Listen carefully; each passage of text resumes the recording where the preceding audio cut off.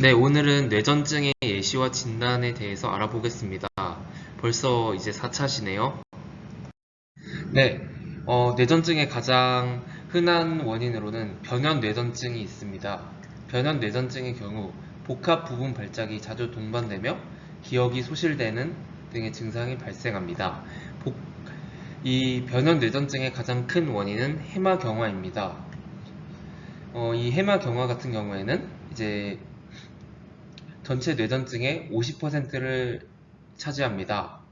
이 변형 뇌전증의 증상은 맨 처음에 조짐 증상이 나타나고 그 다음에는 기억 소실 그리고 이제 근육이 움직이는 등의 증상이 나타납니다.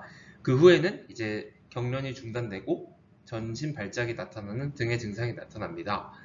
조짐 증상의 경우 경련 전에 이런 할 것 같은 느낌, 예를 들어 냄새, 물체가 크거나 작게 보이는 증상 등이 나타나고 이제 복합 부분 발작이 나타날 때는 복잡한 행동을 하지 못하며 그 다음에 발작 후기에는 해당 부위가 자극되었다가 기능이 떨어지기도 하는 등의 증상이 나타납니다.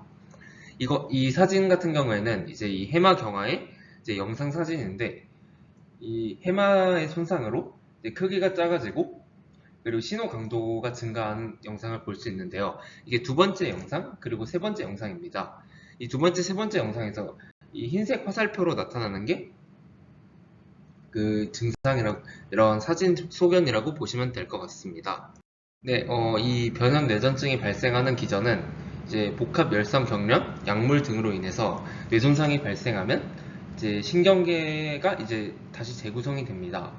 이렇게 왼쪽이 정상 사진이고 오른쪽이 비정상 사진인데 이제 이 비정상 사진의 경우 이 CA1, CA3, CA4 등등의 소실이 나타나면서 이제 문제가 생깁니다.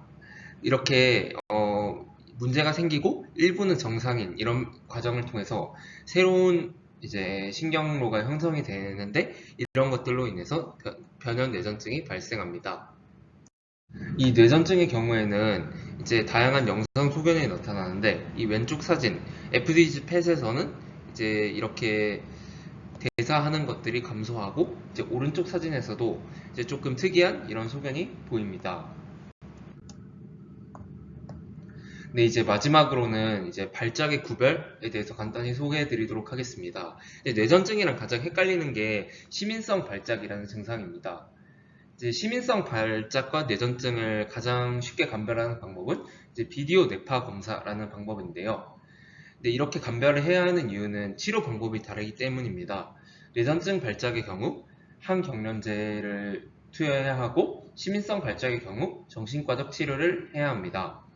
이제 경련 양상에서 차이가 또 보이는데 뇌전증 발작의 경우 팔다리의 뒤층적 혹은 편측의 경련을 보이며 규칙적 흔들림을 보이는 양상이 있으며 시민성 발작의 경우 비대칭 경련, 활 모양 강직, 그리고 팔다리가 반대 방향으로 움직이는 경우 골반이나 배 부위가 과도하게 들썩이는 경우 머리가 좌우로 흔들리는 경우 얼굴 경련이 없는 경우 그 다음에 일관되지 않고 반복적으로 변화를 보이는 경우 등이 있습니다. 네, 제가 펌맷 서치를 통해서 이 영상을 만들기 위해 참조한 논문입니다. 감사합니다.